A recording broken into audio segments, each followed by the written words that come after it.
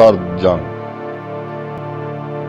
ویسے تو ہر دور میں طاقتور ریاستیں اپنی اجارہ داری قائم کرنے کے لیے ایک دوسرے کے خلاف برسرے پیکار رہی ہے۔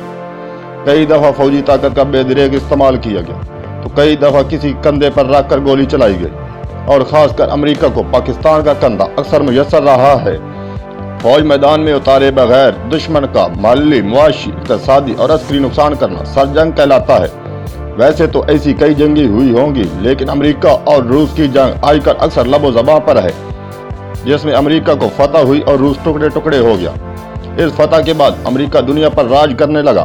جب امریکہ طاقت کے نشے میں کمزور ممالک کو لتاڑ رہا تھا تو اس وقت چائنا اپنے آپ کو معاشی اور دفاعی لحاظ سے مستحکم کرنے میں مصروف تھا۔ جب امریکہ کی نظر چائنا کی طرف مبذول ہوئی، اس وقت تک چائنا اپنے آپ کو بین الاقوامی طاقت کے طور پر منوا چکا تھا۔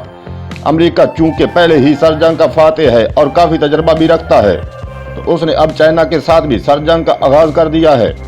اس جنگ کا فاتح کون ہوگا یہ تو وقت بتائے گا، لیکن روس جو اب پھر کافی حد تک سنبھل چکا ہے، اس نے بھی اپنی شکست کا بدلہ چکانے کے لیے چائنا کے ساتھ کندھا ملا لیا ہے۔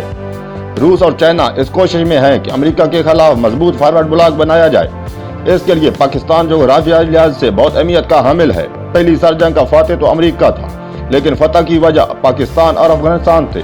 لیکن اس بار یہ دونوں غیر کے پلڑے میں جاتے دکھائی دے رہے ہیں، جس کی بنیادی وجہ افغانستان پر طالبان حکومت اور پاکستان کے ساتھ امریکہ کی بار بار بے وفائی ہے۔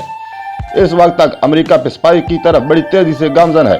خاص کر افغانستان سے پسپائی کے بعد امریکہ کا یورپ میں دبدبہ ختم ہونے کے چانس ہیں۔ ویسے بھی جب کسی کا زوال شروع ہوتا ہے تو غلطی پر غلطی کیے جاتا ہے۔ اگر چائنا یورپ میں اپنے حمایتی بنانے میں کامیاب ہو جاتا ہے تو امریکہ کی فتح ناممکن ہو جائے گی، لیکن آنے والا وقت کیسا ہوگا یہ تو اللہ پاک ہی جانتا ہے۔ والسلام۔